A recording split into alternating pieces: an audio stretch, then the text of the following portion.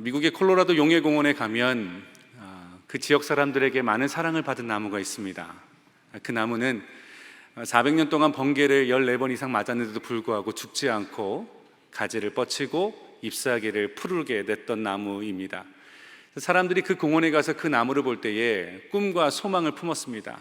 인생에 어려움이 있어도 우리는 이겨낼 수 있다라는 희망을 주는 나무였는데요, 하루는 그 나무가 삽시간에 메말라 죽어버리는 사건이 생겼습니다. 동네 사람들은 충격에 빠졌습니다. 아니, 어떻게 400년을 번개를 견뎠던 이 나무가 삽시간에 이렇게 말라 죽을 수 있는 것인가. 그래서 그 나무를 조사했더니 그 나무 안에 우리들의 손톱만한 틴딱정벌레가 들어가 갉아먹기 시작하더니 그 나무가 삽시간에 메말라 버린 사건이 생겼습니다. 충격에 빠졌습니다. 어떻게 이런 일이 있을 수 있을까? 이 사건은 영적인 신앙생활하는 우리에게도 큰 교훈과 메시지가 되는 사건입니다. 우리는 내가 힘들고 내가 무너지고 내가 실패하는 것은 나를 힘들게 하는 어려운 환경 때문이다라고 생각을 할 때가 참 많습니다. 그렇지만 우리는 고난과 위기 앞에서 우린 절대 무너지는 존재가 아닙니다.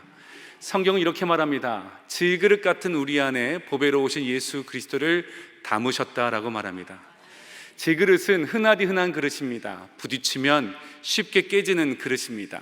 물이 묻으면 흙먼지가 묻어나는 평범한 그릇입니다. 그런데 그 질그릇이 깨져야 우리 안에 담겨져 있는 예수 그리스도의 보배로운 능력이 나타나기 때문입니다.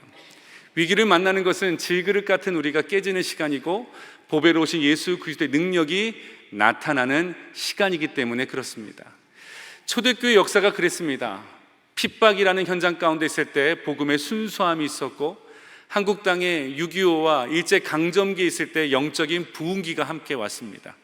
성경의 인물 가운데서도 다윗은 고난의 시간 가운데 하나님을 향한 아름다운 찬양의 시를 지을 수 있었고, 미국 땅에도 시카고 대화재 사건이 있을 때 위대한 하나님의 사람들이 세워지는 은혜 또한 있었다는 것이죠. 오히려 외부의 어려움과 환경은 우리를 영적으로 살아나게 합니다. 그러면 우리를 무너뜨리는 것은 어디에 있는 것일까요? 그것은 외부적인 문제가 아니라 우리 안에 있는 내부적인 문제일 때가 더 많습니다. 오늘 성경은 그 내부적인 문제를 이것이라고 표현합니다. 그것은 염려와 근심이다라고 말하고 있습니다. 이 염려라는 단어는 헬라어로 메린나우라는 말을 쓰는데요, 이 단어는 두 단어의 합성어입니다. 메리조라는 나뉘어진다는 말과 누스라는 마음이란 두 단어의 합성어입니다. 성경적인 의미는 이렇습니다. 마음이 둘로 나누어지는 것, 이것이 염려와 근심이다라고 말하는 것이죠. 그러면 대체 이 염려가 우리 안에 어떤 부정적인 영향을 주길래 성경은 우리에게 염려하지 말라고 하는 것일까요? 성경 인물 가운데 여러분에게 두 사람을 소개하기 원하는데요, 첫 번째는 이스라엘의 초대 왕인 사울 왕입니다. 여러분, 사울 왕은 어떤 사람보다도 어깨나 키가 한 자나 더 있고 지혜와 능력이 출중했던 사람이었습니다. 근데 그에게 염려가 찾아왔습니다. 블레셋과 전쟁을 앞두고 사무엘이 내가 오면 함께 제사를 드리고 전쟁을 하자 했는데 7일이 지나도 사무엘이 오지 않자 백성들이, 성경은 이렇게 말합니다. 백성들이 사무엘에게서 흩어지는지라. 여러분, 왕에게 제일 중요한 게 뭐냐면 왕권입니다. 그리고 왕이 명령할 때에 그 명령에 순종하는 팔로워들, 백성이 중요한데, 백성들이 자기에서 흩어진다라는 그 염려 때문에 그가 하지 말아야 될 일들을 하게 되는데요, 주변에서 이렇게 말하는 겁니다. 방백들이 당신도 기름 부음 받은 왕이고 사무엘도 기름 부음 받은 제사장인데 똑같은 거 아니냐, 그러니까 당신도 제사를 드릴 수 있지 않냐, 빨리 제사를 드리자 해서 전쟁에 나가자 했다는 것이죠. 이 말에 사울이 과감하게 거부했어야 되는데 성경은 이렇게 말합니다. 제물을 가져다가 번제와 화목제를 드렸더라. 여러분, 사무엘이 기름 부음 받은 것과 왕으로서 사울이 기름 부음 받은 것은 완전히 다른 건데요, 그가 염려와 근심이 찾아오니까 하지 말아야 될 일들을 쉽게 하게 되더라는 것이죠. 미국에서 남과 여선하게 청년 사역할 때 열심히 신앙생활하는 한 남자 순장이 있었습니다. 미국의 UC 얼바인에서 컴퓨터 사이언스를 전공했고, 그리고 그 전공을 하고 나면 취업도 보장되고 신분 문제도 해결되고 그리고 결혼 문제도 해결되는 아주 촉망받는 실력 있는 형제였는데요. 이상하게도 대학을 졸업했는데도 불구하고 이 형제를 찾아주는 회사가 아무 데도 없는 거예요. 처음에 열심히 기도하더니 1년 안에 취업이 돼야 되는데 이제는 1년이 지나면 한국으로 돌아가야 되는데 그때도 취업이 안 되니까 고민하고 걱정했던지 이곳저곳에다가 자기가 이력서를 올렸습니다. 한국에 돌아가기 한 3, 4개월 더 남았을까요? 저한테 상담하기 위해서 찾아왔어요. 목사님, 저를 필요로 하는 한 회사가 있습니다. 잘 됐네. 야, 어떤 회사냐? 캐나다에 있는 회사라는 거예요. 캐나다면 어떠냐? 미국이면 어떻고. 그리고 뭘 관리해야 된다는 거예요. 잘 됐네. 컴퓨터 사이언스니까 네가 데이터를 관리하는 사람이잖아. 조건이 목사님 너무나 좋습니다. 그런데 일주일에 딱 이틀만 일하면 되고 집에서 일하면 된다는 거예요. 그 월급은 얼마 주는데 그런데도 월급이 되게 많이 주는 겁니다. 일주일에 이틀만 일하고 집에서 일하면 되는데 월급이 그 당시에 15년 전에 500만 원, 4,000불 주겠다는 거예요. 여러분, 그 정도면 좋은 조건 아닙니까? 그쵸? 여러분의 자녀가 그런 오퍼를 받으면 야, 그런 직장이 어딨냐 할 텐데 형제가 이런 얘기를 하는 겁니다. 목사님, 근데 문제가 하나 있습니다. 대체 무슨 문제인데 이만한 조건이 어딨어? 캐나다에 있는 회사인데 뭘 관리해야 되는데 목사님 말하기가 좀 그런데 얘기해봐. 대체 뭔데? 목사님, 그거 아세요? 영화 보면 이렇게 옷을 안 입고 나오는 영화 있잖아요. 그런 동영상을 관리해야 된다는 거예요. 그래서 하면 안 되냐고. 여러분, 제가 뭐라고 했을까요? 여러분 뭐라고 하시겠습니까? 안 된다, 안 된다. 무슨 얘기야? 그거 안 돼. 근데 그 형제가 이러는 거예요. 목사님, 안 된다고만 말하지 마시고 제 얘기 좀 들어보십시오. 저를 딱 6개월만 비밀 요원으로 그 회사에 파송해 달라고. 그럼 6개월만 일하고 돈 벌고 거기 있는 나쁜 데이터를 다 지우고 나오면 안 되겠냐고. 제가 듣다가 그래도 안 된다, 그래도 안 된다.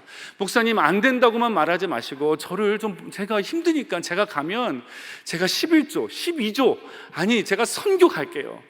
제가 안 된다 했습니다. 근데 그 형제가 저한테 그 돌아가는 발걸음이 목사님께 괜히 얘기했다 싶을 정도의 어깨가 축 처진 발걸음을 가더라고요. 근데 이 형제가요, 교회 리더였습니다. 그리고 열심히 기도하는 형제였어요. 근데 여러분 보십시오. 이 형제 안에 이런 근심과 걱정이 없었다면 그런 문제가 왔을 때 아마 이렇게 얘기했을 거예요. 나를 뭘로 보고 내가 한 달에 10,000불을 줘봐라, 1,000,000원 줘봐라, 내가 그런 일 하나, 이랬을 형제예요. 그런데요, 아무것도 아닌 쉽게 이길 수 있는 유혹 안에 마음 안에 염려가 찾아오니까 너무나 이기기 힘든 유혹거리가 된다는 것이죠. 여러분, 왜 성경 우리에게 염려하지 말라고 하냐면 이 죄의 유혹을 쉽게 이길 수 없는 사람이 되게 만들기 때문이라는 거죠. 두 번째 얘기할 수 있다면 그 사람은 아브라함입니다. 믿음의 조상 아브라함이죠. 하나님의 음성을 따라 순종의 길을 걸었던 아브라함에게도 근심과 걱정거리가 찾아왔습니다. 하루는 아내 사라가 와서 이렇게 말합니다. 아브라함, 내 몸이 더 이상 생산치 못하는 몸이 되어서 이제는 자식을 얻을 수 없으니 내 몸종 하갈을 통해서 우리가 자식을 얻어 우리의 기업을 이어갑시다. 여러분, 이 이야기를 들었던 믿음의 사람 아브라함은 사례를 어떻게 설득해야 됐을까요? 사례요, 무슨 말이냐? 하나님은 전능하신 하나님이고 약속하신 하나님께서는 반드시 그 약속을 이루어 주실 것이다 하는 것이 맞습니다. 근데 성경은요, 창세기 16장에 이렇게 말합니다. 아브라함이 사례의 말을 들으니라. 여러분, 아브라함은 누구의 말을 들어야 되는 사람이죠? 하나님의 말씀입니다.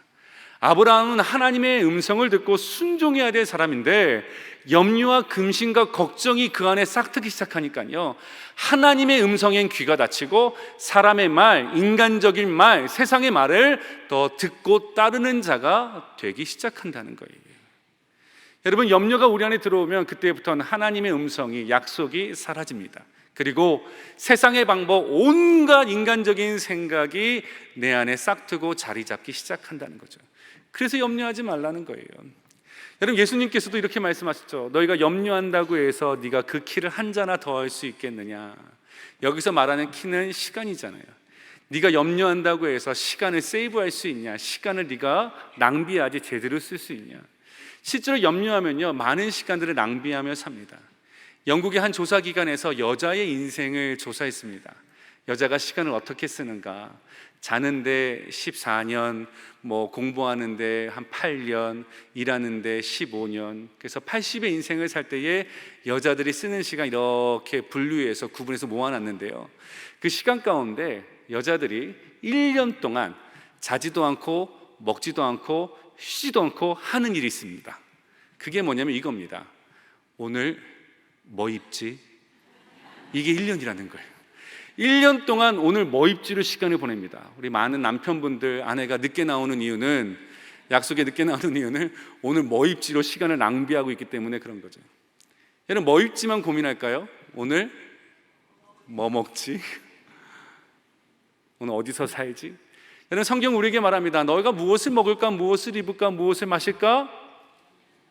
구하지 말아라, 고민하지 말아라, 걱정하지 말아라. 이것은 이방인들이 구하는 것이다. 하나님이 너희 모든 것을 책임져 주신다는 거예요. 염려하면요, 우리들의 생명, 시간이 낭비되기 시작합니다. 그러면 이 염려의 문제를 우리는 어떻게 해결해야 될까요? 오늘 성경은 우리에게 크게 두 가지로 가르쳐주고 있는데요, 첫 번째는 염려하지 말아라, 아무것도 염려하지 말아라 라는 말로 우리 가운데 가르쳐주고 있습니다. 근데 이 본문을 묵상하는데요, 그 부분이 하나도 우리에게 위로나 격려가 되지 않습니다. 여러분, 염려하지 않는 사람에게 염려하지 마 하면은 그 염려가 사라지던가요? 우는 아이들에게 울지 마 하면 아이들이 그 울음을 굳히던가요? 그렇지 않습니다. 그렇다면 왜 성경은 우리에게 염려하지 말라고 명령하고 계시는 걸까요? 이 염려라는 부분은 우리의 감정적인 문제가 아니라 우리의 영적인 의지적인 문제라는 거예요. 이것은 믿음의 선택이고 믿음의 결단이라는 것입니다. 내가 앞으로 염려하지 않겠다고 믿음의 선포와 결단을 내려야 된다는 것이죠. 날마다 불쑥불쑥 찾아오는 불안한 생각들 앞에서도 그와 같은 일들은 나의 삶에 일어나지 않아, 그와 같은 일들은 나의 삶에 펼쳐지지 않아. 왜? 하나님이 나를 지키고 보호하시기 때문에 그런 일들은 내 삶에 일어나지 않아. 많은 청년들이 M4, 4포 시대 말합니다. 뭘 포기해야 내 인생에 살 수 있다. 결혼은 과연 할 수 있을까? 취업은 잘할 수 있을까? 나의 남편이 제대로 살아갈 수 있을까 할 때에 그 불안한 생각들이 싹틀 때마다 우리 믿음의 결정을 해야 된다는 거예요. 하나님이 나의 인생을 지키기 때문에, 하나님은 나의 삶을 포기하지 않기 때문에 하나님은 나에게 좋은 것을 주실 거야. 나는 그 문제 앞에 넘어지지 않아 라고 선포해야 된다는 것이죠. 여러분, 믿음의 결단을 할 때 제일 첫 번째는 하나님이 들으십니다. 민수기의 말씀에 이런 말씀이 있잖아요. 내 귀에 들린 대로 행하리라. 여러분, 우리가 입술로 고백할 때 하나님이 들으시고 그 귀에 들린 대로 하나님은 역사하기 시작하는 줄 믿습니다. 두 번째는요, 우리를 넘어뜨리려고 했던 어둠의 사단 마귀가 듣습니다. 그래서 우리의 선포를 통해서 그 어둠의 권세들이 한 길로 왔다가 7길로 떠나게 될 줄 믿습니다. 문제 앞에 움츠리고 있었던 내 영혼의 내 자아가 듣습니다. 내 영혼이 깨어 일어나기 시작하는 거예요. 그렇다, 하나님은 나를 지키시기에 그와 같은 일들은 나의 삶에 기억되어 있지 않다. 하나님 믿고 의지하며 살아가야 된다는 것이죠. 근데 우리 주변에 보면요, 이 염려와 근심이 삶의 습관이 되어 있는 분들을 참 많이 만나게 됩니다. 무슨 일을 만나면 걱정과 근심으로 시간을 보내세요. 사역을 할 때 주차 사역에서 일했던 한 형제가 있는데요, 그 형제가 예배를 드리는 중간에 허겁지겁 본당 안쪽으로 들어오는 겁니다. 그래서 저를 보자마자 이렇게 말하는 거예요. 목사님, 어떻게 합니까? 주차장에 큰일 났습니다. 얼굴이 사색이 돼가지고 큰일 났다고 하니까요, 제가 주차장에서 대형 사고가 났구나, 누가 쓰러졌든지 싸움이 났든지 큰일 났구나. 형제님, 무슨 일인데요? 얘기 좀 해보세요. 대체 무슨 일인데요? 목사님, 어떡해요? 주차장 어떻게, 앞으로 큰일 났습니다. 어떻게? 아니, 형제님, 큰일 났다고만 말하지 마시고 대체 무슨 일, 얘기 좀 해보세요. 목사님, 어떡해요? 주차장 큰일 났습니다. 주차장에 자리가 없습니다. 제가 그 성도가 많이 와가지고 주차장에 자리가 없어서 뺑뺑 돌다가 다시 돌아간다는 거예요. 아니, 그러면 광고하면 돼요. 다음 주에 우리 리더분들은 꼭 밖에다 주차하시고 카풀하시고 새 가족들이 이 본당 안에 주차할 수 있도록 도와주면 되는 거예요. 근데 큰일 났다는 거예요. 가슴이 철렁했습니다. 가끔은 주방에서도 이런 에피소드가 펼쳐지죠. 예배를 끝나고 예배 중간중간 사이에 길을 가다가 주방 사역하시는 우리 권사님이 찾아와서, 목사님, 어떡해요? 주방에서 큰일 났습니다. 여러분, 주방의 큰일은 정말 큰일이잖아요. 칼과 불을 다루는 곳이기 때문에. 목사님 어떻게 큰일 났습니다. 권사님 무슨 일인데 누가 다쳤습니까? 목사님 어떻게 해요? 오늘 주방 어떻게 해요? 오늘 주일 주방. 아 왜요? 권사님 무슨 일인데요? 오늘 밥 국이 짜요. 그거 어떻게 하냐는 거예요. 여러분 국이 짜면요 어떻게 하면 되죠? 물러 드시면 됩니다. 국이 싱거우면요? 아니죠. 손가락을 담가서 드시면 됩니다. 그러면 되는 거예요. 큰일 아닙니다. 그냥 다음 주에 양을 잘 조절하면 돼요. 그런데 무조건 큰일 났다는 거예요. 큰일 났다는 거예요. 그런데 여러분 그때 생각의 전환을 해야 되는 것이죠. 내가 감당할 수 없는 게 큰일이겠죠. 그러면 내가 감당할 수 없는 일은 누가 하신다? 하나님이 하신다는 거예요. 그래서 교회 안에는 항상 두 단어만 쓰임받아야 됩니다. 이런 단어죠. 문제를 만났습니까? 걱정이 근심이 찾아왔습니까? 그러면 이렇게 반응해야 되는 거예요. 하나님이 하실 것입니다. 그 문제가 해결되고 사건이 다 해결되면 이렇게 고백해야 되죠. 하나님이 하셨습니다. 그러면요 여러분 사단 권세가 틈타지 못합니다. 우리가 넘어지지 않아요. 그럼 여러분 하나님이 하셨습니다, 하나님이 하실 것입니다 라는 것을 기대하고 살기 위해서 우리는 그 다음에 해야 될 것이 뭘까요? 오늘 본문은 이렇게 말합니다. 그것은 기도하라 라고 말하고 있는 거예요. 염려하지 않는 것이 우리의 옷가짐을 바르게 하는 거라면 기도하는 것은 이제 그 문제를 하나씩 해결해가는 시작이라는 것이죠. 오늘 본문은 이렇게 말합니다. 너희가 아무것도 염려하지 말고 다만 모든 일에 기도와 간구로 너희 구할 것을 감사함으로 아뢰라. 기도해라, 간구해라, 구해라, 그리고 아뢰라. 근데 이 모든 게 다 똑같은 표현이지만요, 이 똑같은 표현을 담아주는 한 단어가 있습니다. 그 단어가 뭐냐면 감사함으로라는 단어예요. 여러분은 감사를 언제 하시나요? 응답 되었을 때에, 좋은 일이 생겼을 때.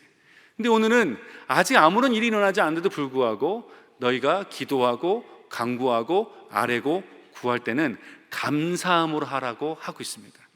여기에 담겨져 있는 영적인 의미는 크게 두 가지로 볼 수 있습니다. 첫 번째는 우리가 기도할 때 하나님은 반드시 응답하신다, 이 믿음을 가지고 기도하라는 거예요.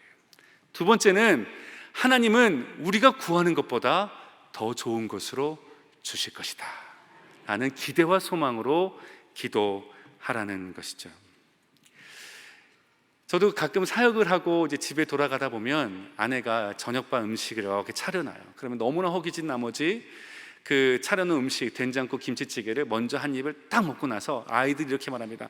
아빠 기도 안 했잖아. 그럼 아차 기도 안 했지. 그런데 여러분 그 맛있는 국을 한 입 먹고 식사 기도할 때 그 기도가 더 깊어진다는 거 아십니까?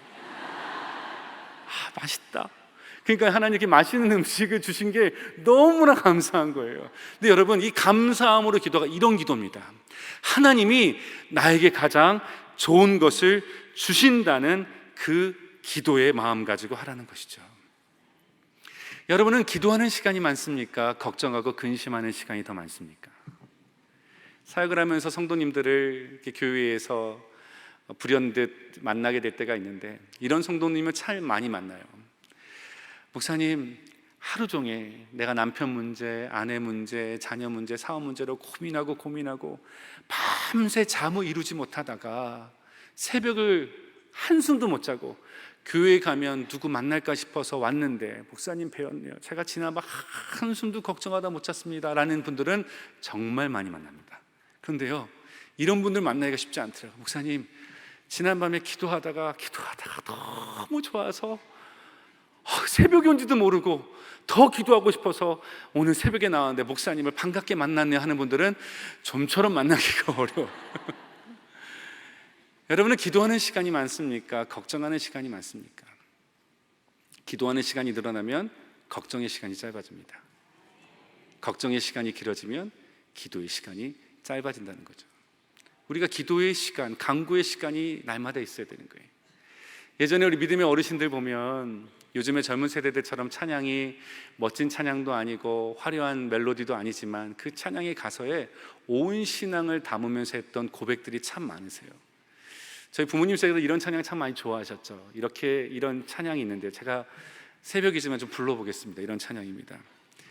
기도할 수 있는데 왜 걱정하나 걱정하십니까? 기도하면서 왜 염려하십니까? 영적인 센스가 있는 교회는 2절 부를 때 함께 부르는데요. 기도할 수 있는데 왜 걱정하십니까? 기도하면서 왜 염려하십니까? 여러분, 기도할 수 있는데 기도하면 되는데 왜 걱정하고 염려하시나요? 우리가 주의 이름을 부르면 주님께서 들어주시는데 왜 여러분들은 문제만 나열하고 계시나요? 그 주의 이름을 불러야 되겠죠.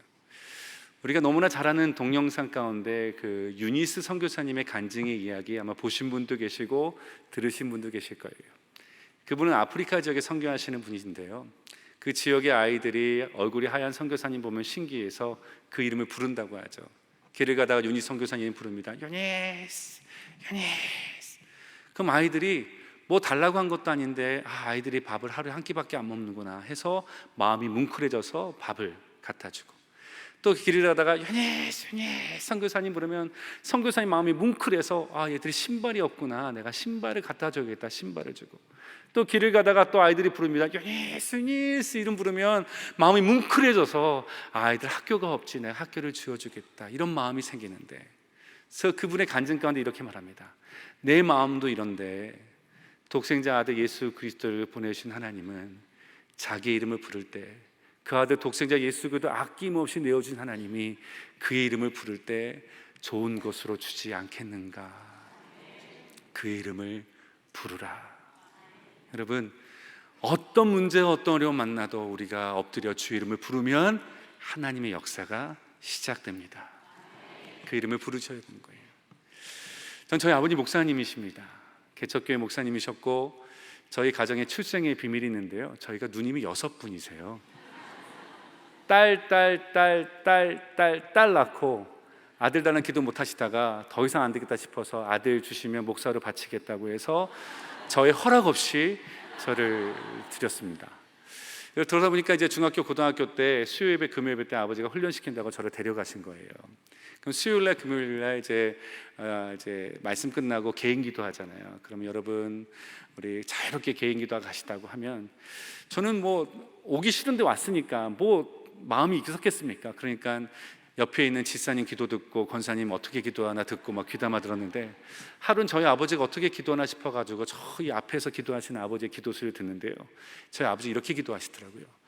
주야, 주야, 주야, 이렇게 10분 하시고, 아버지, 아버지, 아버지 10분 하시고, 또 주야, 주여 10분, 아버지, 아버지 10분, 이렇게 주여 3번 부르고 아버지 3번 1시간 기도하고 내려오시더라고요.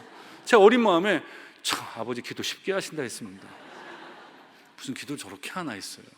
또 마음에 불만이 하나 있었습니다. 아니 주님 부르고 아버지 불렀으면 이제 필요한 걸 얘기하셔야지. 필요한 건 얘기 안 하고 계속 주여 아버지 하다 내려오시더라고요. 이해를 못했어요, 이해를. 그런데요, 이제는 담임 목사가 돼서 목회를 하는데 저희도 금요형성 집회가 있거든요. 금요일 날 말씀 전하고 찬양 기도 인도한 다음에 여러분 자유롭게 하나님께서 은혜 주시기를, 내가 주님 붙잡은 손 은혜 주지 아니하시면 내가 놓지 않겠다는 마음으로 간절히 부르짖고 기도하십시다라고 할 때에 제가 어떻게 기도하냐면 이렇게 기도합니다. 주야, 주야, 주야 10분, 아버지, 아버지, 아버지 10분, 주야, 주여 10분, 이렇게 하다 내려와요. 근데 예전에 몰랐는데요, 그 의미를 이제는 알아요. 제가 주여 할 때요, 그 이름 안에 내 인생의 모든 아픔과 상처, 문제가 다 담겨지더라고요. 아버지, 아버지 할 때 우리 교회 문제, 우리 최 권사님 건강 문제, 우리 박 장모님 사업 문제, 이게 다 담기더라고요. 그 이름을 부르니까요. 유창한 말이 필요한 것이 아니라 우리가 지금 주의 이름을 부르는 것이 중요한 것입니다. 그 이름을 들으신 주님께서 우리의 기도에 반드시 응답하여 주실 줄 믿습니다. 이 새벽에 우리가 함께 주의 이름 부르짖고 또 하반기 이제 새롭게 시작되는 사역 가운데 우리가 함께 부르짖을 때에 하나님이 하실 것이고 하나님이 하셨습니다라는 놀라운 하나님의 역사가 날마다 우리 교회 안에, 성도들의 삶 안에, 가정 안에, 기업 안에, 자녀들의 삶 가운데 기록되어지고 펼쳐지기를 주님의 이름으로 축원합니다. 기도하시겠습니다. 사랑의 하나님, 감사합니다. 우리가 연약하여 문제 앞에 늘 초라하게 벌벌 떨고 위축되어 아무 말도 못하고 근심과 걱정하며 살아갔던 때가 많았습니다. 이제는 주님 걱정하지 않겠습니다. 근심하지 않겠습니다. 염려하지 않겠습니다. 나의 하나님이 나를 지키시기에 이제 담대하게 믿음으로 살아가겠습니다. 우리를 붙잡아 주시고 인도하여 주시옵소서. 하나님, 아무에게나 주지 않는 그 기도의 특권, 하나님의 자녀에게 주신 그 기도의 특권을 가지고 간절히 주의 이름 부르짖고 하나님의 이름 외치며 하나님의 하실 그날까지 소망하며 살아가는 기도의 용사들 우리 모두가 되게 하여 주시옵소서. 주님께서 은혜 주심을 믿사옵고 믿사올 때 우리 주 예수 그리스도 이름으로 감사하며 찬양하며 기도하옵나이다. 아멘.